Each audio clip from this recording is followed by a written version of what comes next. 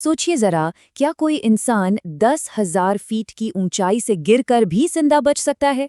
सुनने में नामुमकिन लगता है ना?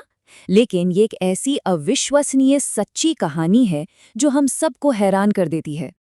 देखिए, ये कोई मनगढ़ंत सवाल नहीं है, बल्कि एक भयानक हकीकत है। एक ऐसी हकीकत जिसका सामना एक 17 साल की लड़की ने किया, और वो भी क्रिसमस से ठीक एक दिन पहले, 24 दिसंबर 1971 को। तो बात है लैंसा फ्लाइट 508 की। सभी यात्री छुट्टियों के माहौल में थे, खुश थे। जूलिया ने भी अपनी माँ के साथ क्रिसमस मनाने घर जा रही थीं। पर उन्हें इस बात का जरा भी अंदाजा नहीं था कि वो जिस एयरलाइन में सफ़र कर रही थीं, उसका रिकॉर्ड कितना खतरनाक था, और आसमान में एक भयानक तूफान उनका इंतजार कर रहा था। और फिर कुछ ही मिनटों में वो छुट्टियों वाली उड़ान एक बुरे सपने में बदल गई। प्लेन एक जोरदार तूफान में फंस गया, फिर एक जोरदार बिजली कड़की, और बस प्लेन हवा में ही टुकड़े टुकड़े होने लगा। 17 साल की जूलियाने कोपेक के लिए ये खौफ तो बस एक शुरुआत थी। उन्हें प्लेन से बाहर फेंक दिया गया था, और वो अपनी सीट से बंधी हुई बस नीचे गिरती जा रही थी। 10,000 फीट! जरा इस ऊंचाई के बारे में सोचिए। इतनी ऊंचाई से गिरना मतलब मौत लगभग तय थी। अब सवाल ये उठता है कि वो बची कैसे? ये असल में फिजिक्स और किस्मत का एक अनोखा मेल था। जिन तेज तूफानी हवाओं ने प्लेन को तोड़ा था, वही हवाएं उनके गिरने की रफ्तार को भी कम कर रही थीं।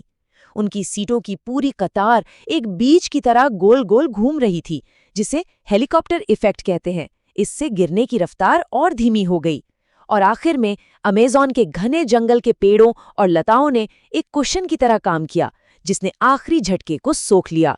अगली सुबह क्रिसमस का दिन था, और जूलियाने की आंख जंगल की जमीन पर खुली। वो अकेली थीं, क्रैश साइट पर जिंदा बचने वाली इकलौती इंसान। लेकिन उनकी असली परीक्षा तो अब शुरू होनी थी। वो जिंदा तो थीं, लेकिन उनकी हालत बेहद खराब थी। उनकी कॉलरबोन टूट गई थी, घुटने में जबरदस्त मोच थी, और एक आंख तो सूजकर पूरी तरह बंद हो चुकी थी। वो भटक चुकी थीं, और दुनिया के सबसे खतरनाक जंगलों में से एक अमेज़न के वर्षावन में बिल्कुल अकेली थीं। पहले कुछ दिनों तक उन्हें अपने ऊपर से गुजरते रेस्क्यू प्लेन्स की आवाज़ सुनाई दी। एक उम्मीद की किरण जगी कि शायद उन्हें ढूंढ लिया जाएगा। लेकिन ये उम्मीद भी जल्द ही टूट गई। एक कड़वी सच्चाई ने उस पर पानी फेर दिया। जंगल इतना घना था कि ऊपर आसमान से उन्हें देख पाना नामुमकिन था। वो पूरी तरह से अदृश्य थीं। जब सारी उम्मीदें खत्म हो रही थीं, तब उन्हें अपने पिता की कही एक बात याद आई। उनके पिता एक ज़ूलॉजिस्ट थे, और उनकी ये एक सलाह जूलियाने की जान बचाने वाली थी। बस इसी ज्ञान और मलबे से मिली कुछ कैंडीज के एक छोटे से बैग के सहारे उन्होंने अपना सफ़र शुरू कर दिया। अब देखिए, जूलियाने कोई आम लड़की नहीं थी।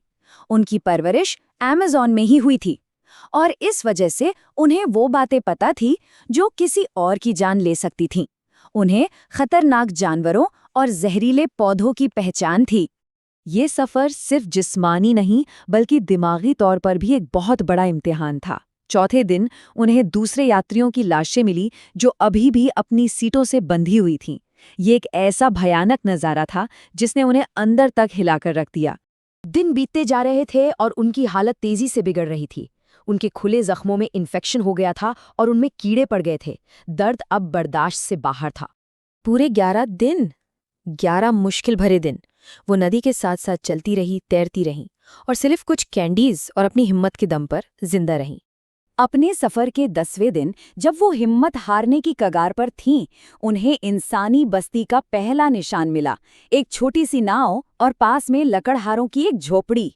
जब लकड़हारे वापस लौटे तो वे उन्हें देखकर हैरान और डरे हुए थे। उनकी हालत इतनी खराब थी कि उन लोगों ने जूलियाने को जंगल में रहने वाली कोई पौराणिक आत्मा समझ लिया था।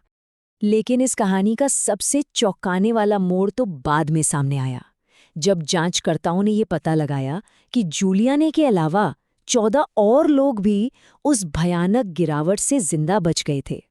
तो सवाल ये है कि सिर्फ एक ही क्यों बची? जवाब सच में दिल दहला देने वाला है। दूसरे जो जिंदा बचे थे, वो सब मदद का इंतजार करते रहे। एक ऐसी मदद जो उस घने जंगल में उन तक कभी पहुंच ही नहीं सकी। जूलियाने न सिर्फ अमेज़न से जिंदा लौटी, बल्कि वो वहीं वापस भी गईं। उन्होंने अपने उस भयानक हादसे को अपनी जिंदगी का मकसद बना लिया और ठीक अपनी माँ की तरह एक जानी मानी जूलॉजिस्ट बनी। सालों तक वो इस एक सवाल से जूझती रहीं कि अकेली जिंदा बचने का ये बोझ वो कैसे उठाएं, आखिर मैं ही क्यों। आखिर में जूलियाने की कहानी हमें एक बहुत मजबूत सबक सिखाती है। जब हालात नामुमकिन लगे तो कभी-कभी सिर्फ इंतजार करने और कदम उठाने के बीच का फैसला ही जिंदगी और मौत के बीच का फर्क बन जाता है। उनका आगे बढ़ते रहने का वो फैसला ही था जिसने सब कुछ बदल दिया।